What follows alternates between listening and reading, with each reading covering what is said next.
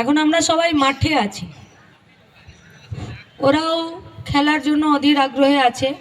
ওদের সবার আমাদের কথার প্রতি অতটা মনোযোগ নেই, স্বাভাবিক। কেন? কারণ ওরা এই মাঠে খেলতে এসেছে। মাঠে কেন খেলতে এসেছে?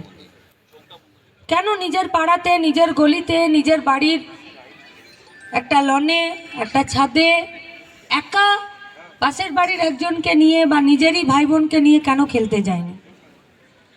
কারণ মাঠ যত বড় হয় খেলাটা তত ফেয়ার হয়।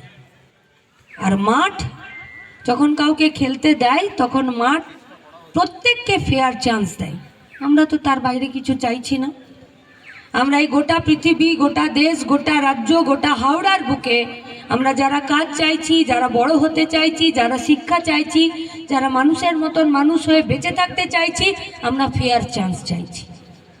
এর বেশি তো কেউ কিচ্ছু চাইনি।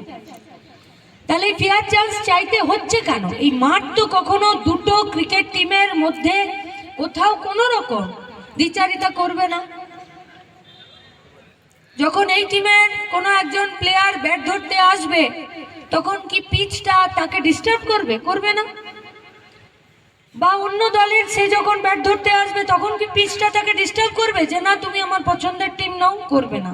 কারণ মাঠের বৈশিষ্ট্যটাই তাই যে সবাইকে ফেয়ার চান্স দেয়।